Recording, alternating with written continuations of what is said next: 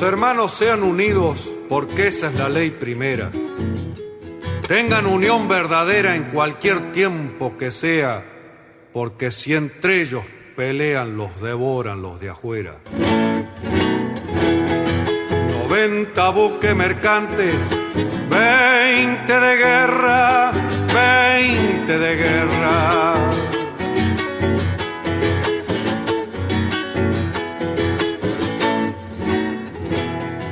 Vienen pechando arriba las aguas nuestras, las aguas nuestras.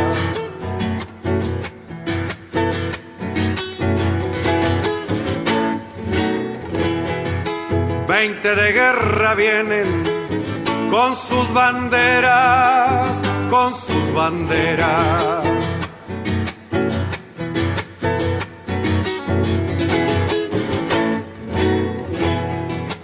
Pucha con los ingleses, quien los pudiera, quien los pudiera, que lo tiro a los gringos, Unigran 7, navegar tantos mares, venirse al cohete, que digo venirse al cohete. Buenas tardes, queridos oyentes. Con los acordes y el canto del triunfo, La Vuelta de Obligado, de Miguel Brasco y Alberto Merlo, interpretado por este último. Hoy, 22 de abril, damos comienzo al programa 226 de Obligados a Volver, programa que se transmite todos los jueves a las 17 horas por radiocaput.com y los sábados a las 18 horas por nuestra página en Facebook, Obligados a Volver, programa radial. Obligados a Volver, un análisis de la realidad argentina y mundial desde nuestra mirada, que es nacional, popular, democrática, feminista, latinoamericanista y ambientalista. Obligados a volver, porque como dijo el general San Martín, cuando la patria está en peligro, todo está permitido, excepto no defenderla. Obligados a volver, porque un día de octubre de 2016, un grupo de veteranos activistas del movimiento nacional sintieron la necesidad de sumarse a la resistencia contra el régimen neoliberal macrista y decidieron volver a la militancia activa fundando este programa. Comité de dirección: Norberto Raful, Edgardo Margiota, María Graciela Zavala y quien les habla, Marina Martínez. En la operación técnica, Martín Loza. A continuación, Norberto nos comentará, como suele hacerlo, el temario de nuestro programa de hoy. Buenas tardes, Norberto. Buenas tardes, Marina. Buenas tardes a todos, todas y todes los oyentes de Obligados a Volver. Temario del programa número 226, como siempre, organizado en dos bloques. En el primer bloque arrancamos con las efemérides históricas que prepara Edgardo Margiota y luego vienen las operetas al 18 de abril, un repaso a los comentarios políticos de la prensa hegemónica que prepara Comuna, Comunicadores de la Argentina, con un cierre al domingo 18. Luego viene la política nacional con Carlos Olubica y de allí hacemos un pequeño intervalo para pasar al segundo bloque que arranca con la columna de economía de una nueva columnista, Cecilia González Bonorino, de la Universidad Nacional de Avellaneda, que hoy nos va a hablar sobre controles de precios. A continuación, la columna de ambiente de Silvia Oliviero, que hoy escribe sobre nuestra madre tierra, salud. Y cerrando el bloque y el programa, nuestro otro columnista invitado, Conrado Geiger, que nos va a hablar sobre el pensamiento nacional. Con eso terminamos el programa Así que, ¿qué te parece, Edgardo, si comenzás con las efemérides? Conocer el pasado para iluminar el presente y construir el futuro.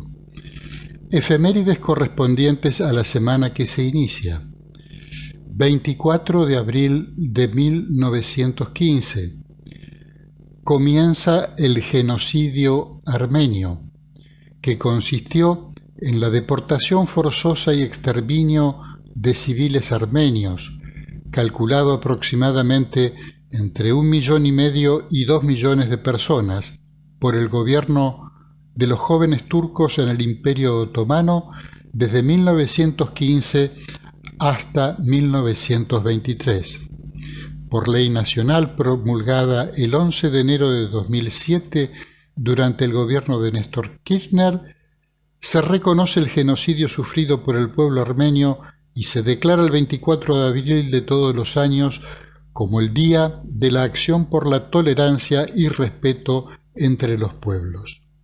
Desde Obligados a Volver, nos unimos a la conmemoración y expresamos nuestra solidaridad con el pueblo armenio. 24 de abril de 1946, el presidente de la Nación, Juan Domingo Perón, establece la nacionalización de los depósitos bancarios. Esto significa que los bancos no podían disponer libremente del dinero y utilizarlo para especulaciones financieras, créditos blandos a los monopolios o empresas de capital extranjero que fugaban el dinero, sin antes tener autorización del Banco Central. 25 de abril de 2007, la Cámara Federal declara la inconstitucionalidad de los indultos a los genocidas Jorge Rafael Videla y Emilio Eduardo Macera, concedidos en 1990 por Carlos Menem, fallo que meses después ratificó la Corte Suprema de la Nación. En el marco de la política de derechos humanos promovida desde que se unió a la presidencia Néstor Kirchner, quien se había declarado contrario a esos indultos, optó por esperar la vía judicial en vez de anular directamente por un decreto presidencial el perdón decretado por Menem. 27 de abril de 1979, primera huelga contra la dictadura militar. La Comisión de los 25, sector vinculado al peronismo combativo, es la que organiza esta manifestación en repudio a los militares y reclama legítimas reivindicaciones de los trabajadores. A raíz de la misma, caen presos sus principales dirigentes y llegan numerosas muestras de adhesión y solidaridad de organizaciones de trabajadores de todo el mundo. 27 de abril de 2003 se realiza la primera vuelta de las elecciones presidenciales y cuyos resultados fueron Carlos Menem 24,45%, Néstor Kirchner 22,24%. Como las encuestas señalaban que Kirchner ganaría cómodamente la segunda vuelta, para no verse humillado, Menem anunció su decisión de no presentarse, lo que convirtió en ganador de la segunda vuelta a Néstor, quien asumió la presidencia el 25 de mayo. 27 de abril de 2012, el kirchnerismo realiza una multitudinaria concentración en el estadio del Club Vélez Sarsfield, en respaldo a Cristina, y en el que se recordó también el triunfo electoral de Néstor del 27 de abril de 2003. El acto se realizó bajo la consigna Unidos y Organizados y reunió más de 100.000 personas.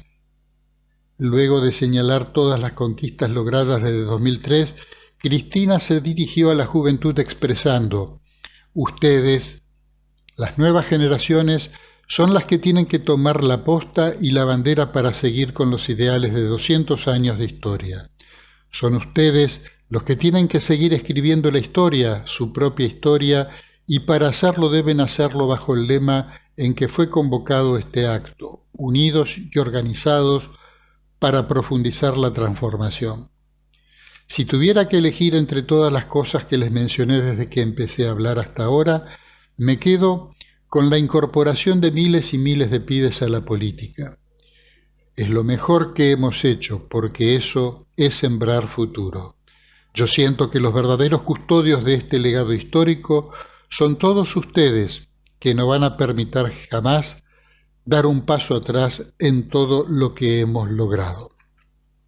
Continuando ahora con nuestro programa, vamos a escuchar un repaso a los comentarios políticos de la prensa hegemónica, las operetas al 18 de abril, que prepara Comuna, Comunicadores de la Argentina. Medios opositores conducen la resistencia.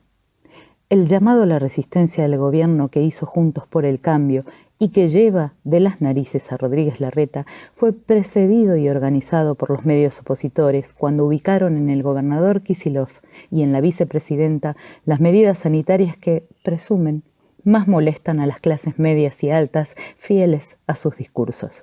En este armado no dudan en descargar la presión en un aliado y amigo, el presidente de la Corte. Títulos, pseudonoticias, opiniones y zócalos fueron desplegados en coro el domingo 18 desde bien temprano para reclamar el pronunciamiento de la Corte a favor de Rodríguez Larreta.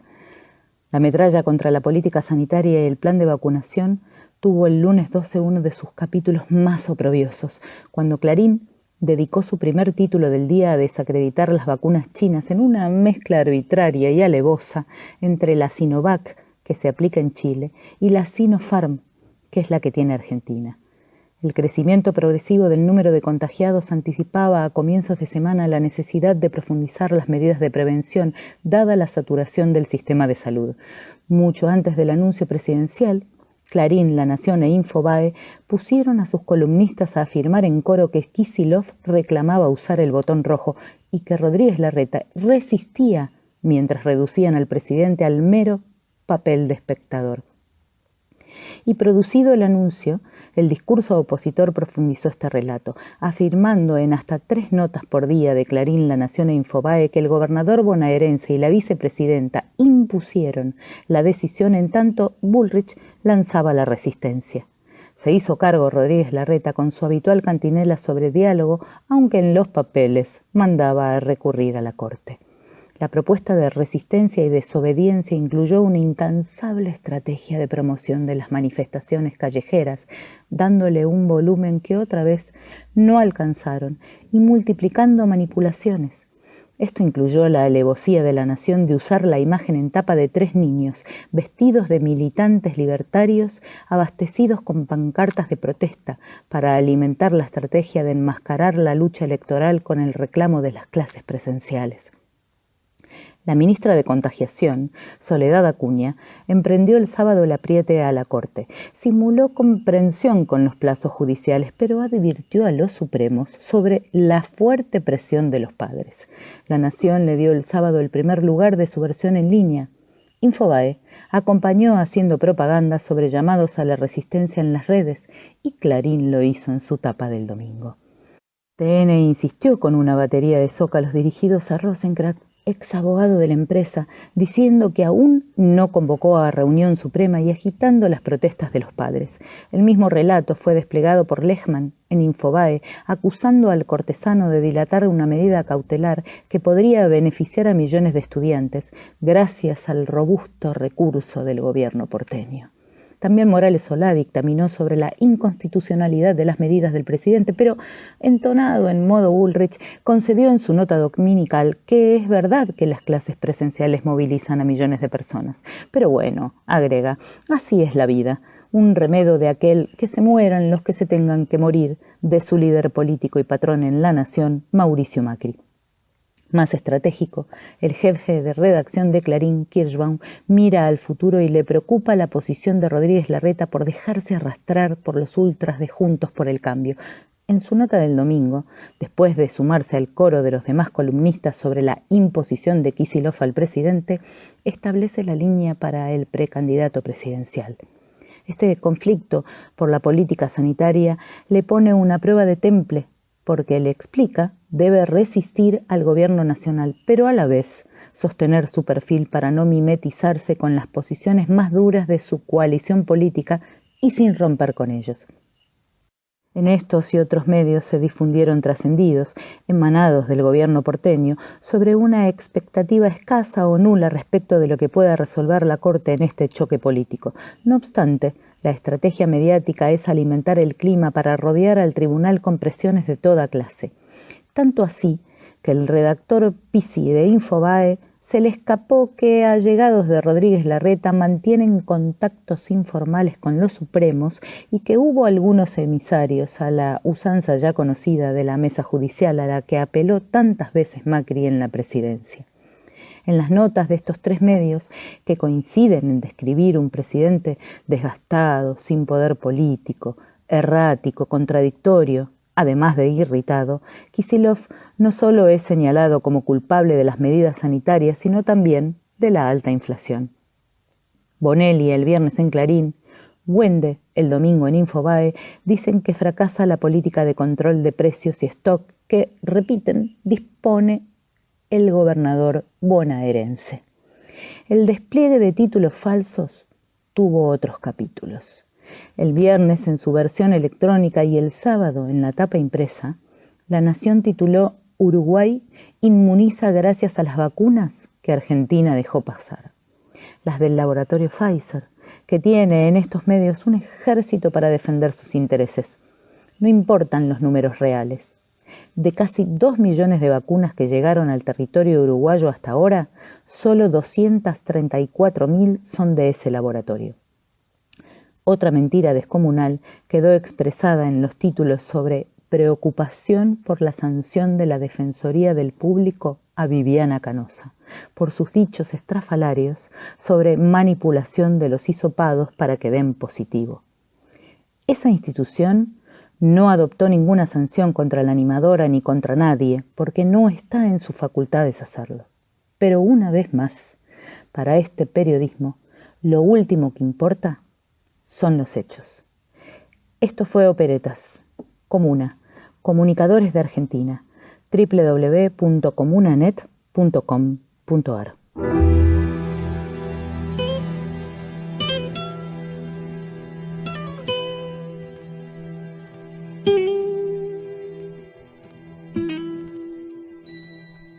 Hola, soy Carlos Solubica y voy a hablar de la política nacional. En el momento de hacer esta grabación es el martes 20 de abril pasado el mediodía. La semana pasada dijimos en nuestra columna que si no resultaban suficientes las medidas de restricción tomadas por el presidente de la Nación el 9 de abril, se tomarían medidas adicionales. Siempre tratando de mantener el difícil equilibrio entre frenar la circulación del virus, esto es frenar la circulación de personas o disminuir la circulación de personas y no afectar demasiado la actividad económica. Obviamente por las grandes dificultades que hay de tipo económico y social para una cuarentena absoluta como se hizo al comienzo de la pandemia el año pasado. El presidente debía elegir dónde y qué restringir, y esto teniendo en cuenta siempre, hablando del dónde, que el AMBA es claramente, o vuelve a ser claramente, el epicentro de la pandemia. En el momento de elegir qué restringir, hay actividades que implican un enorme movimiento de personas y no impactan tanto en la recuperación productiva que se está produciendo. De estas actividades hay dos principales: las clases presenciales y la actividad gastronómica y comercial nocturna. Las clases presenciales, no tanto por los contagios que se pueden generar dentro mismo de las escuelas, sino por el movimiento intenso que generan alrededor de la concurrencia de los chicos y las chicas a la escuela. Allí se movilizan docentes, auxiliares, personal administrativo, padres, madres, niños y niñas, transportistas escolares, y la actividad nocturna por el relajamiento de las conductas sociales que se produce en ese contexto y que facilita mayores contagios. El objetivo de las medidas que se tomaron por 15 días, esto vale la pena remarcarlo, es descomprimir el sistema de salud y dar tiempo a que avance la campaña de vacunación que se está desarrollando, aún con las dificultades de provisión de vacunas, con bastante éxito. Como ya es costumbre, la oposición salvaje salió a embarrar la cancha para complicar el cumplimiento de ese objetivo de las medidas. Están, no cabe duda, en campaña electoral, en medio de la segunda ola de la pandemia, o una nueva pandemia, como dicen algunos especialistas, con la irresponsabilidad que los caracteriza. Juegan con fuego pensando que van a quemar al gobierno, pero en el medio del incendio que quieren provocar está el pueblo argentino. Además, no parecen darse cuenta que cuando hay un incendio pueden quedar incinerados ellos mismos. Una vez más, porque les sale bien eso, han buscado la complicidad de jueces amigos.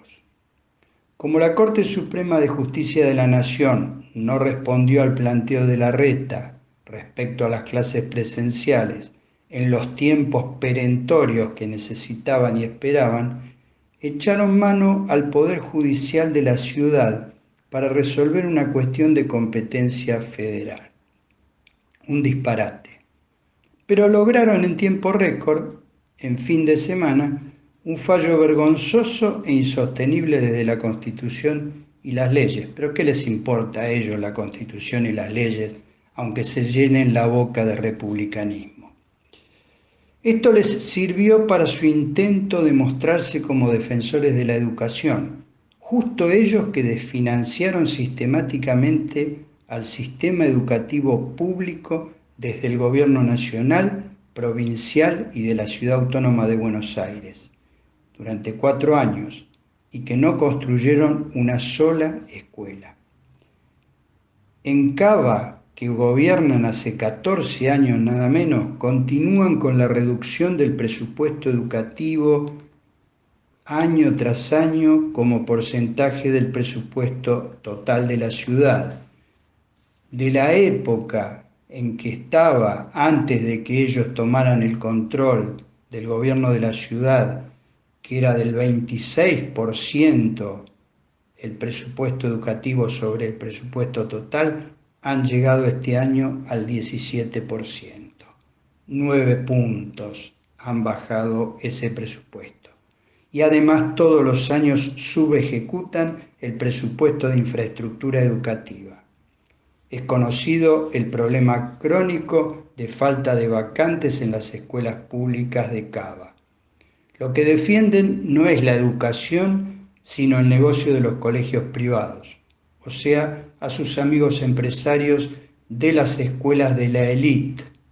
No por casualidad, de esos establecimientos surgieron las escuálidas y patéticas movilizaciones para protestar frente a la Quinta de Olivos. Todo esto por 10 días de clases virtuales, cuando no tienen ningún problema para que sus hijos falten con el objetivo de ir a esquiar o viajar a Disney. El objetivo claramente no es defender la educación. Luego se rasgan las vestiduras porque dicen que se van a morir de hambre los que viven de la gastronomía y las actividades culturales o de entretenimiento.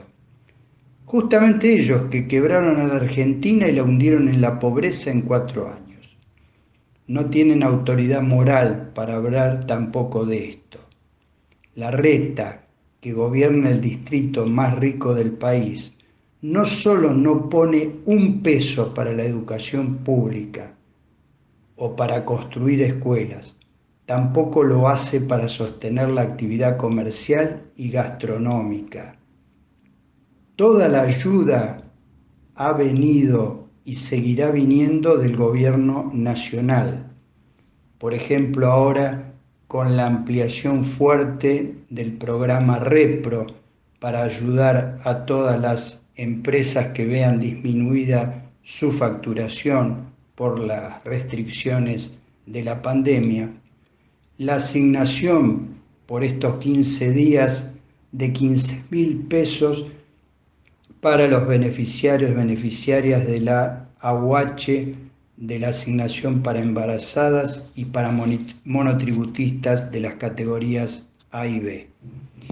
Mientras tanto, el sistema de salud de Cava colapsa y ellos dicen que se podría haber esperado 10 días más para ver cómo funcionaban las medidas del 9 de abril, que por otra parte ni se molestaron en hacer cumplir.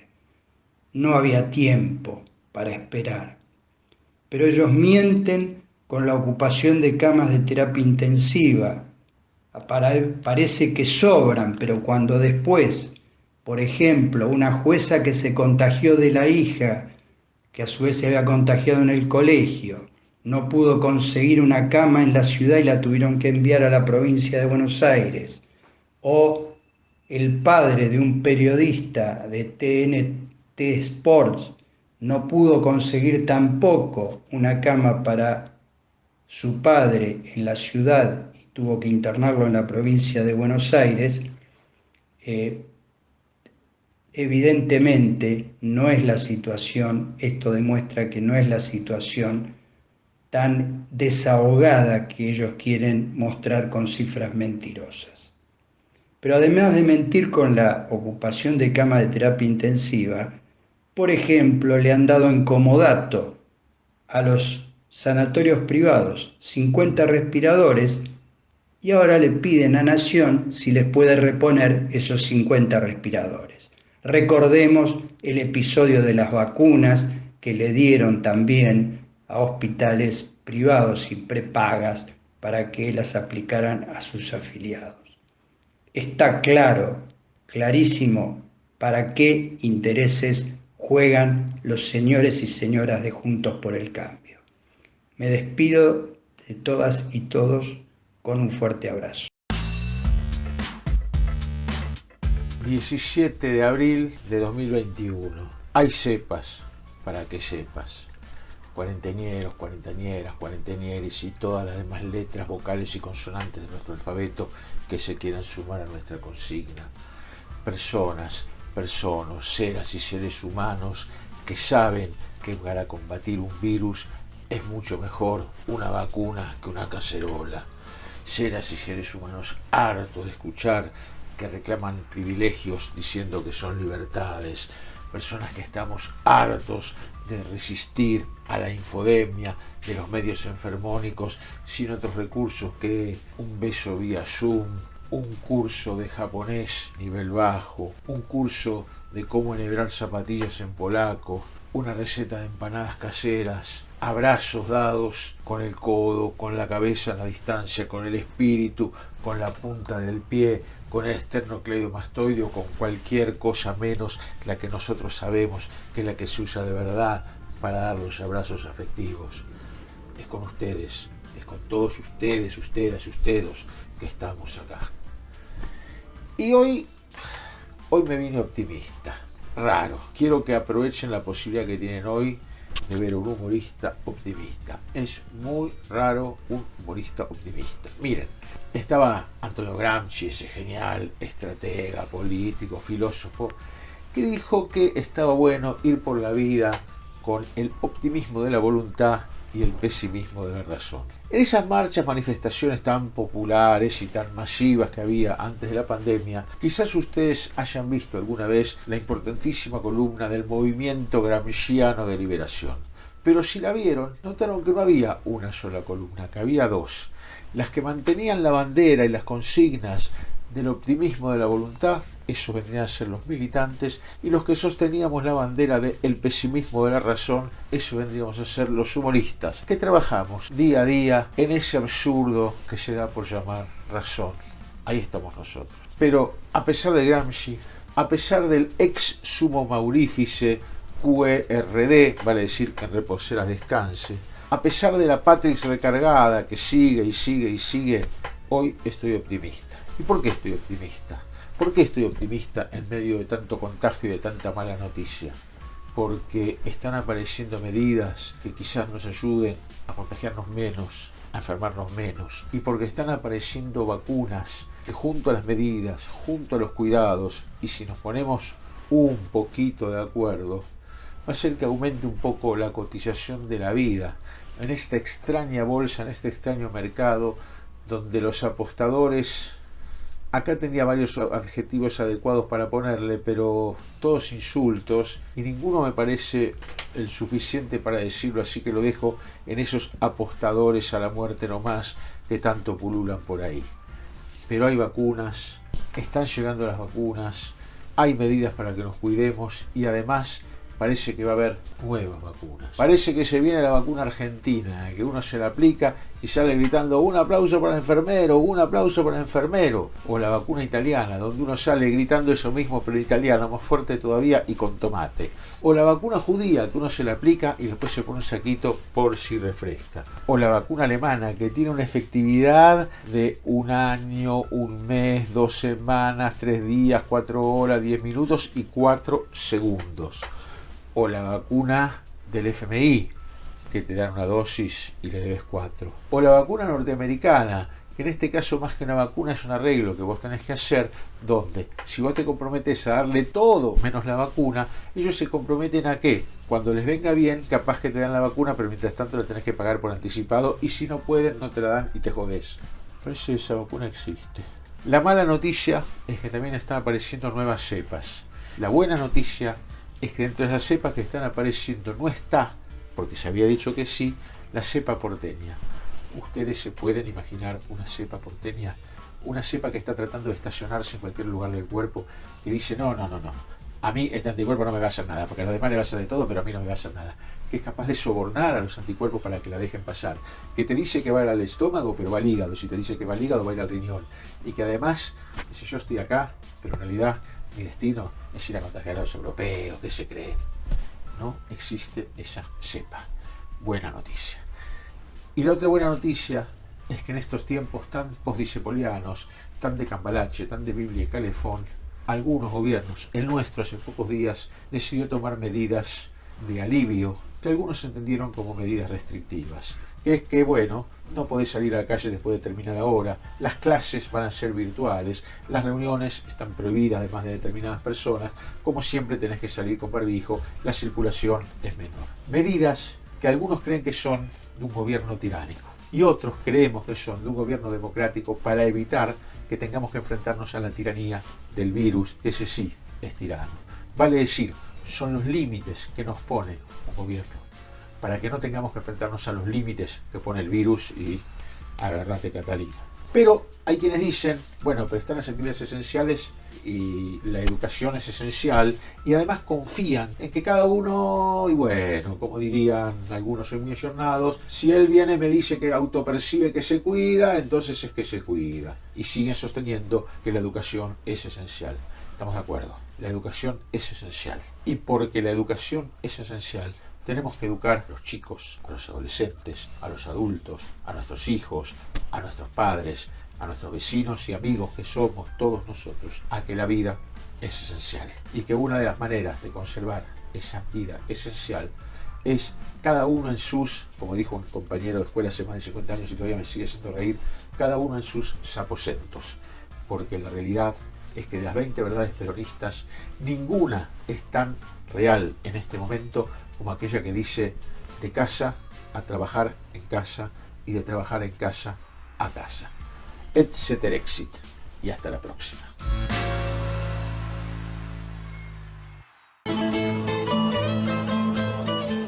Les invitamos a conocer nuestros otros medios de comunicación.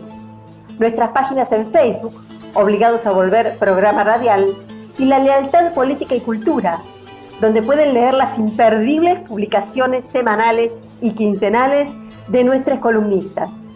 También en Facebook, el grupo Obligados a Volver, dispuesto para el intercambio de información y debate entre nuestros oyentes.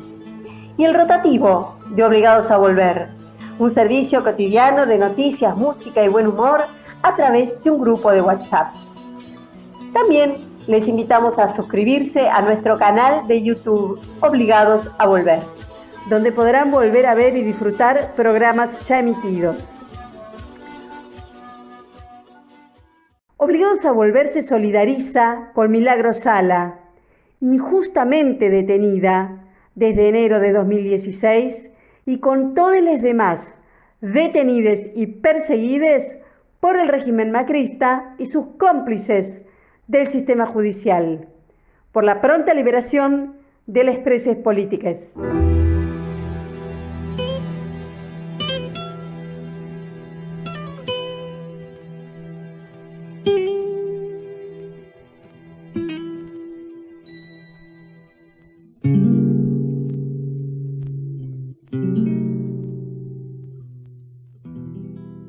Hola a todos, ¿cómo están? Buenas tardes. Soy Silvia Oliviero Guieto. Esta es la columna de Ambiente y el tema elegido es A nuestra Madre Tierra Salud. Hoy jueves 22 de abril es el Día Internacional de la Madre Tierra. Esta fecha recuerda la primer gran movilización llevada adelante por los movimientos ambientalistas en 1970 y que tuvo su epicentro en los Estados Unidos, pero que también se expandió hacia otras ciudades y capitales del mundo.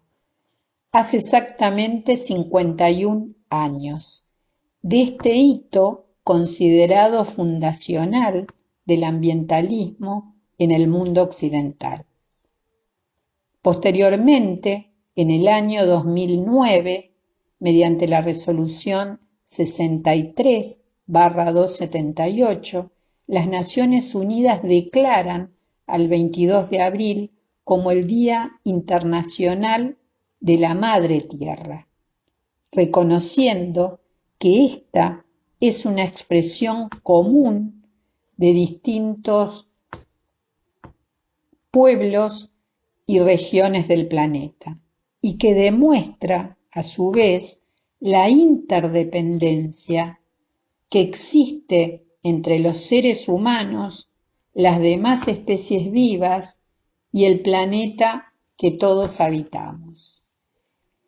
Durante ese evento estuvo como invitado y como orador principal el presidente del Estado Plurinacional de Bolivia, Evo Morales, acompañado por el maestro y teólogo brasileño Leonardo Boff, uno de los inspiradores de la Carta de la Tierra y un defensor activo e histórico de los derechos de la casa común.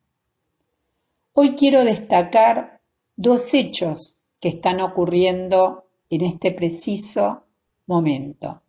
El primero, que es la entrada en vigor del Acuerdo de Escazú, que es el primer acuerdo ambiental de la región de América Latina y el Caribe, y que trata sobre la participación civil, el acceso a la información y a la justicia ambiental y a la protección de los derechos humanos de los defensores del ambiente.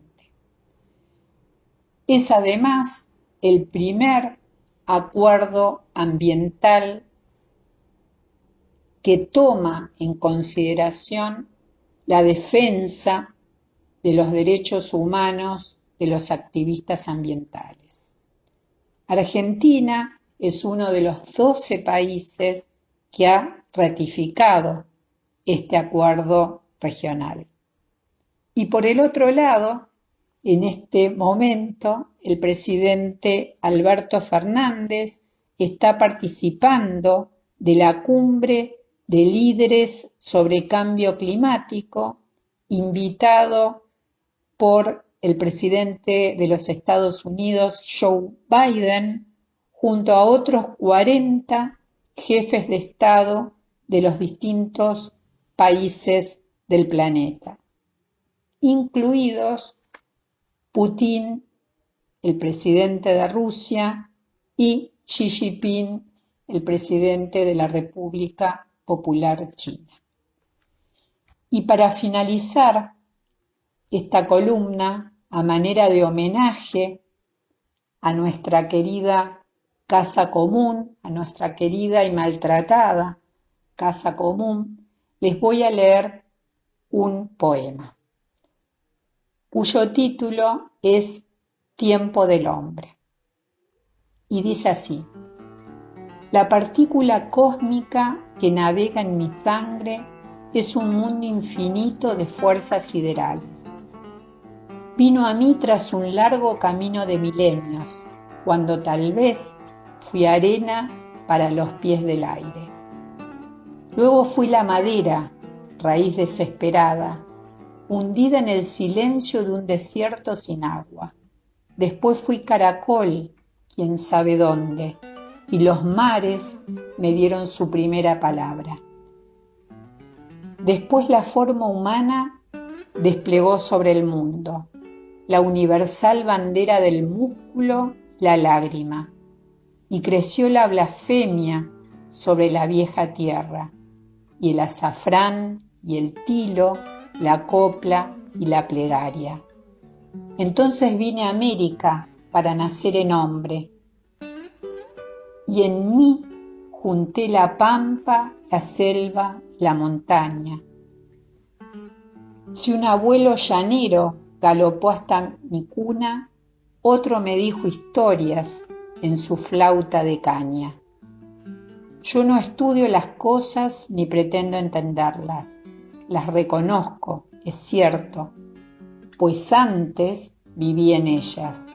Converso con las hojas en medio de los montes y me dan sus mensajes las raíces secretas. Y así voy por el mundo, sin edad ni destino, al amparo de un cosmos que camina conmigo. Amo la luz y el río y el silencio y la estrella, y florezco en guitarras porque fui la madera. Atahualpa Yupanqui. Los dejo acá cuidándonos y cuidando sobre todo a la casa común que es la que nos habita. Así que bueno, les agradezco otra vez que estén ahí escuchándonos.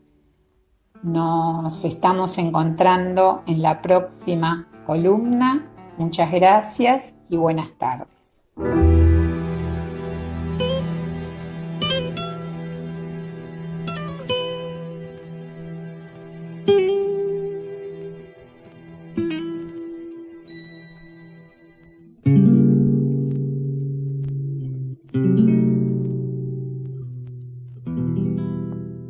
Buenas todo el mundo, acá les habla Conrado Geiger y quiero agradecer antes que nada esta invitación a Obligados a Volver para hacer una columna sobre el pensamiento nacional.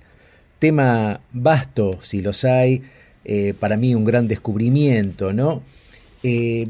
La conciencia de lo que es la dominación cultural a mí me surgió a partir de la lectura de textos de pensamiento nacional, empezando por, y espero no olvidarme ninguno, Arturo Jaureche, Raúl Scalabrini Ortiz, Juan José Hernández Arregui, Jorge Abelardo Ramos, Norberto Galazo y muchos otros, algunos no tan conocidos, pero que como yo, leyendo a estos, empezaron a generar pensamientos propios, ideas propias, observaciones propias sobre esto que llamamos el pensamiento nacional. Es una conciencia el pensamiento nacional, una certeza que hace que uno empiece a ver las cosas de un modo que antes no lo veía, y empieza a verificar y a constatar el hecho de la dominación cultural en gestos de lo más mínimos que antes pasaban desapercibidos, y uno es consciente también que le pasan desapercibidos a otros, no porque uno sea más piola, sino, como decía Jaureche, porque uno es un gil avivado. El pensamiento nacional a mí me llevó a poder unificar un montón de información dispersa que yo tenía, y que con esa mirada cobró sentido. De hecho, a partir del momento en que a uno le cae la ficha con lo de la dominación pedagógica, la dominación cultural, el pensamiento nacional, es como dice el pensador Julio Fernández Baráibar, que es como en la escena de la película Matrix, cuando Morfeo le ofrece a Neo la opción entre la pastilla azul o la pastilla roja, donde una es para volver a la normalidad y llevar una vida alienada, ignorante de lo que está sucediendo, y si uno toma la pastilla roja, ve la realidad tal cual es. Entonces, bueno, el pensamiento nacional es básicamente la pastilla roja, o en nuestro caso podemos decir que es la pastilla azul y blanca. Y nótese la paradoja, que yo, para citar un ejemplo que pueda explicar lo que es la dominación cultural, tengo que apelar a una película como Matrix, que todos conocemos, pero que no es una película argentina, es una película norteamericana, y que sin embargo para nosotros es un código de comprensión. Eso tiene que ver con la dominación cultural. El pensamiento nacional nos hace observar, la propuesta del pensamiento nacional, a ver si logro ordenar una idea, es ver el mundo pero desde acá, es lo universal pero desde acá. No es un nacionalismo rabioso y dogmático, sino que es realmente comprender nuestra historia, nuestros valores, y saber, conociendo el pasado, uno logra realmente entender el presente y consecuentemente puede proyectar un futuro. Un tema que está muy en boga es el tema de la soberanía en términos generales, ¿no? Ahora, con toda esta discusión con el tema de la salida de los ríos y el uso de los ríos, y qué barcos pueden entrar y qué barcos no pueden entrar, y la plataforma submarina, y hablamos de soberanía. La soberanía, según la definición del diccionario, es gobierno propio de un pueblo o nación en oposición al gobierno impuesto por otro pueblo o nación. Y a mí me gusta llevar esto al plano de la cultura, que es el campo donde yo me desenvuelvo. Entonces, si yo cambio, para hablar de soberanía cultural, cambio el sustantivo de gobierno y lo cambio por cultura, puedo decir que la soberanía cultural es la cultura propia de un pueblo o nación en oposición a la cultura impuesta por otro pueblo o nación. Y la imposición cultural la podemos observar permanentemente. Uno de los campos donde yo me desempeño es en el tema de la música, de la musicalización, y es notable cómo cualquiera de nosotros, os lo voy a plantear desde mí para que no parezca que estoy señalando errores ajenos, ¿sí? A mí me sucedió, yo a los 14 años descubrí a los Beatles, y los Beatles para mí fueron mi adolescencia. Yo, ya grande, no sé, a los 40, de golpe tomo conciencia de que yo de los Beatles puedo nombrar, enumerar la discografía completa en orden cronológico, puedo decir qué canciones tiene cada disco, quién compuso cada canción, qué dice la letra, quién la canta, qué día cumpleaños cada Beatle, cómo se llaman sus hijos.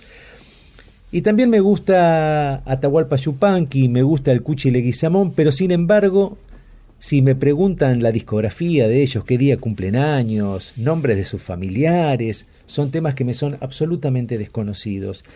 Si profundizamos en esto, vamos a descubrir que cualquiera de nosotros puede reconocer, digamos, la diferencia que hay.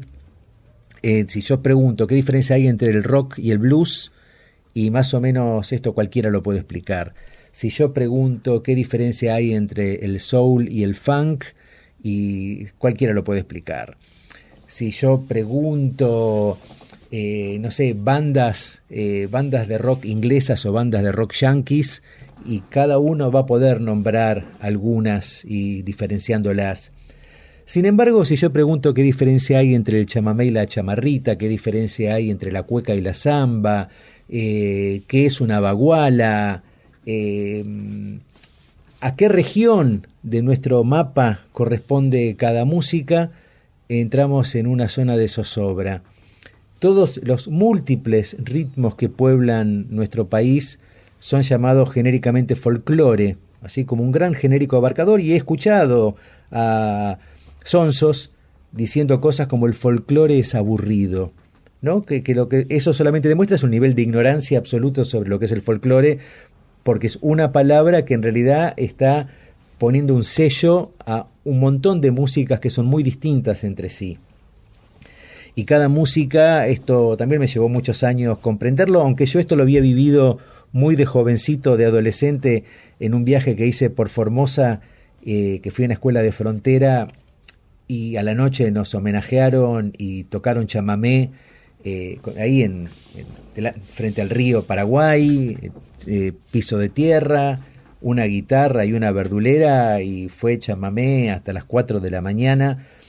Y comprender que esa música y ese paisaje litoraleño, el río, las costas verdes, esa selva tupida, eran una sola cosa con esa música, son una sola cosa. Y con cada una de las músicas de nuestro país uno puede descubrir eso, que representa un paisaje. La baguala tiene esas subidas y bajadas que representan claramente el paisaje donde se las canta. Y la dominación cultural hace que nosotros desconozcamos, ignoremos todo eso. Y estoy hablando de la Argentina nomás, pero en realidad esto nos lleva a toda Latinoamérica. Hablamos mucho de la unidad latinoamericana, de la patria grande, y si yo pregunto quiénes son qué músicos bolivianos te gustan más, ¿no? O qué músicos peruanos, o qué músicos ecuatorianos, o qué músicos brasileños, uno entra en crisis. Capaz de Brasil es lo que más se conoce, pero porque los músicos brasileños que se conocieron fueron conocidos a nivel internacional. Si yo hablo de Vinícius de Moraes y Toquinho, estoy hablando de un fenómeno que fue tercerizado por las multinacionales, por las discográficas multinacionales. Entonces llegó a nosotros. Llegó por el mismo camino que llegaron los Beatles. No llegó por un camino de país hermano. Así que, bueno, esto fue como una gran reflexión, un pensamiento en voz alta, donde fui entrecruzando el tema que a mí me ocupa, el tema que a mí me entretiene y sobre el cual me la paso leyendo, investigando, escribiendo humor sobre este mismo eje. Pero básicamente es eso, la dominación cultural es la imposición de otra cultura, y donde esa otra cultura empieza a tener más presencia que la propia. Yo no digo que no haya que conocer de arriba para abajo la discografía de los Beatles. Lo que digo es que no puede ser que por eso nos perdamos de conocer toda la música de Atahualpa o del Cuchi Leguizamón. Muchas gracias.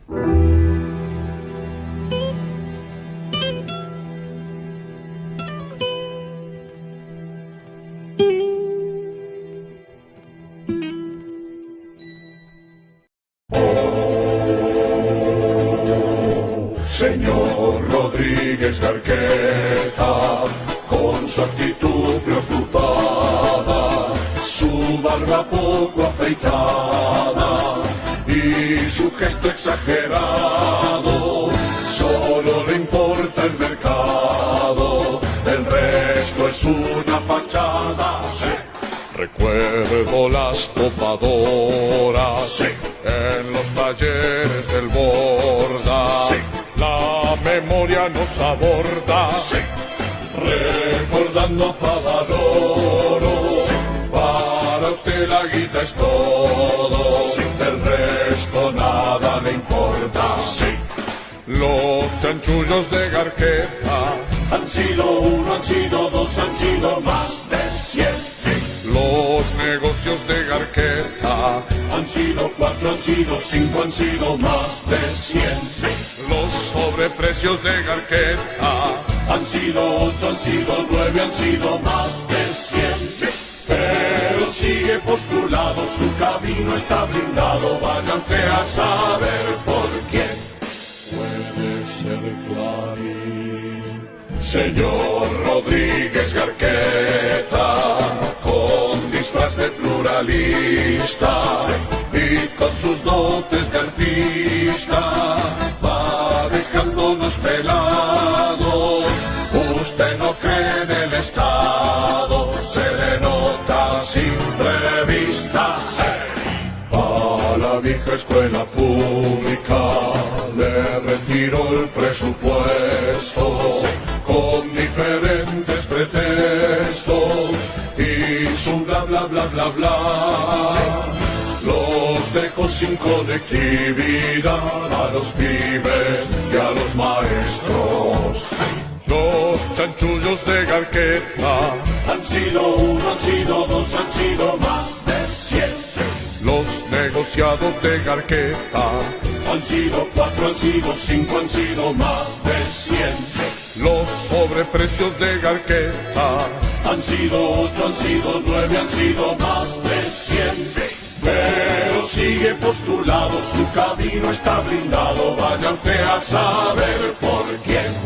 Tengamos mucho cuidado, que este tipo despiadado es el hombre del establishment. Es el hombre del establishment.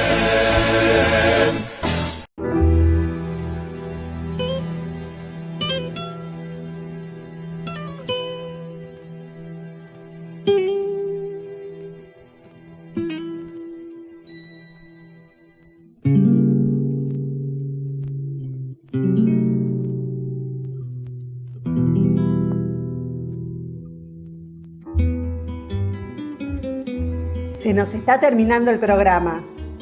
Agradecemos a nuestro operador, Martín Loza, por su trabajo que nos permite salir al aire.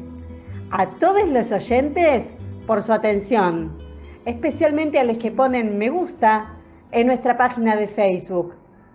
Les invitamos a escucharnos este sábado a las 18 horas por nuestra página en Facebook, Obligados a Volver, programa radial.